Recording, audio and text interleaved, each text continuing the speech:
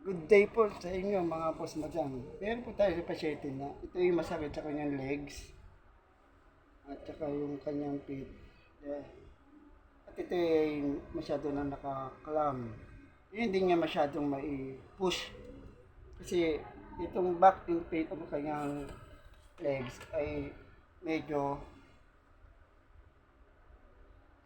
heavy. Slight lang. Hindi naman masyado. Slight. Ngayon, bibigyan ko siya ng kaginhawaan naman ito. Ito yung part ng kanyang ang first na bibigay ko sa kanya. Itong pit nito, ito yung pinaka parang body system ng ating kawan. Pati din sa kamay. Kasama rin po yun. Sa kamay, tsaka sa pa. Iisa lang po ang ano yan. Pero normally, magkaiba sila ng muscle.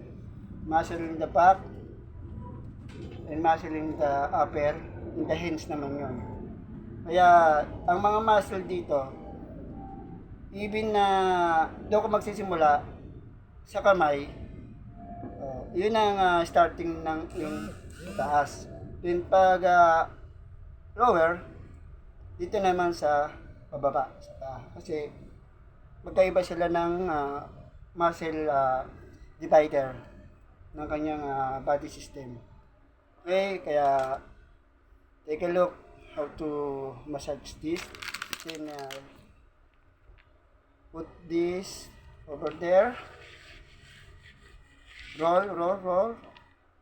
Open, roll. Tikiliti po siya.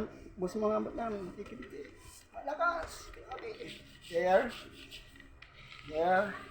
Okay. Thank you very much watching. I can handle it, then improve your good condition. Thank you. Mabuhay po kayo and good health. Thank you.